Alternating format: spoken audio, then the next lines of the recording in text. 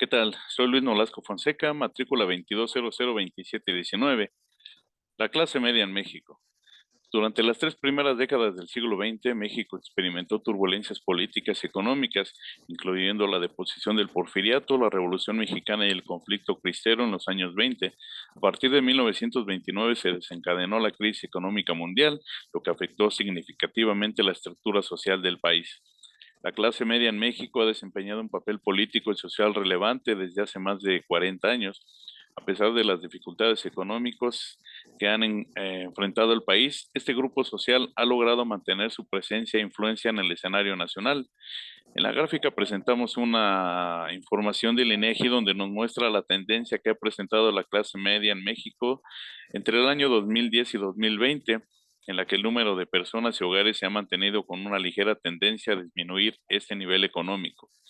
Pero, ¿qué es o a qué se denomina clase media en México?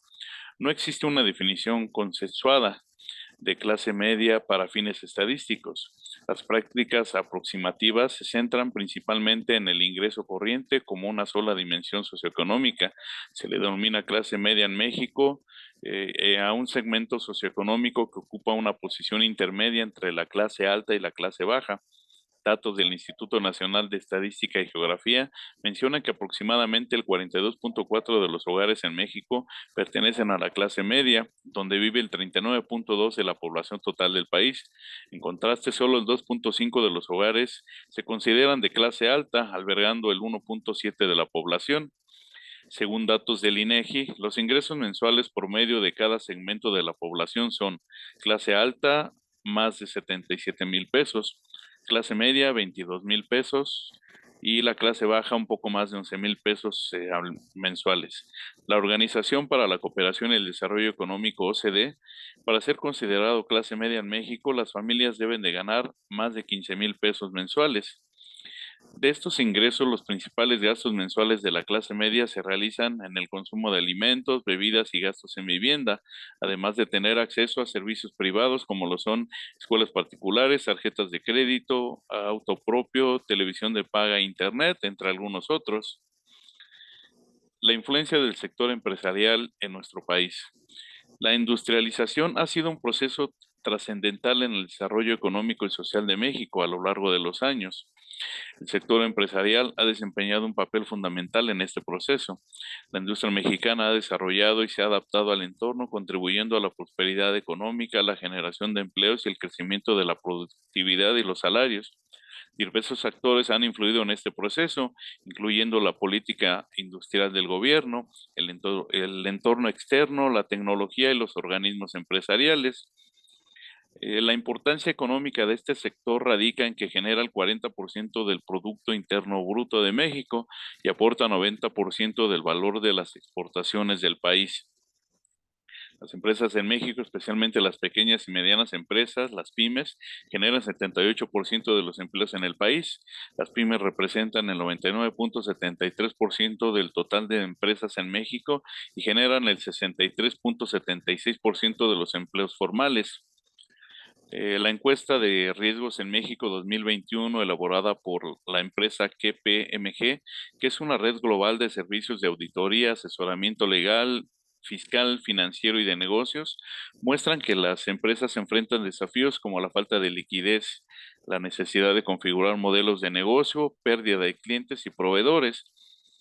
La crisis actual ha llevado a algunas empresas a evaluar la viabilidad en su negocio y considerar transformaciones estructurales para mantener la continuidad. Desgraciadamente, México es un país con extrema desigualdad y gran parte de esta desigualdad se debe a la concentración de la riqueza de élites empresariales. Sobre la dimensión social de las empresas, se deriva de la noción de la triple cuenta de resultados. Este es un término de negocios que hace referencia al desempeño de las empresas expresado en tres dimensiones: el económico, ambiental y el social. En febrero de 2020, el Consejo Coordinador Empresarial, junto con más de 150 organizaciones y empresas, presentaron los principios de dimensión social de las empresas.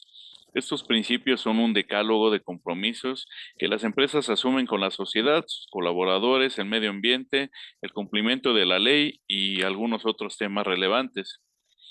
En conclusión sobre el tema, podemos decir que la clase media se refiere a un conjunto de individuos de una sociedad que ocupa un nivel socioeconómico intermedio, que se caracteriza por formar parte de una sociedad y tener acceso a bienes y servicios básicos como vivienda, educación y educación.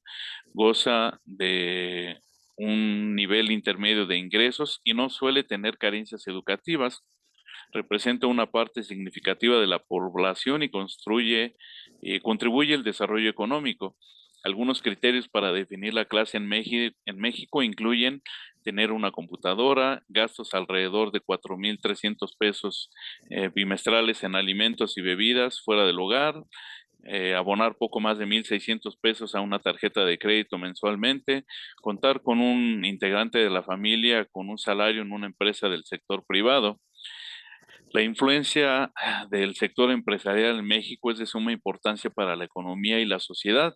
Algunos puntos claves sobre este tema son que en México existen 4,2 millones de unidades económicas y más del 90% de ellas son pequeñas y medianas empresas, son pymes. Las pymes generan el 78% de los empleos en el país, siendo la columna vertebral de la economía mexicana. Sin embargo, las grandes empresas contribuyen de manera significativa al Producto Interno Bruto del país, el PIB, aportando el 58%. La pandemia de COVID-19, que ha dejado una profunda huella en México, en la sociedad en general y en todo el mundo, sin dejar de lado el impacto en la salud mental que sufrieron y siguen sufriendo muchas personas en la actualidad. Algunos de estos efectos negativos más importantes son disminución de ingresos, demanda reducida y escasez de insumos. Se produjeron pérdida de empleo y reducción de salarios. El mercado laboral se vio afectado y muchas personas lucharon por mantener sus medios de subsistencia. La economía mexicana experimentó contracciones debido a las restricciones y cierres de actividades comerciales. En cuanto al impacto social, la pandemia generó ansiedades, estrés y preocupación en la población. El aislamiento social y la incertidumbre afectaron la manera mental de muchas personas. Y el cierre de escuelas y la transición al aprendizaje en línea afectaron a estudiantes, docentes y padres de familia. La pandemia exacerbó las desigualdades existentes en México. Las personas en situaciones vulnerables enfrentaron mayores dificultades.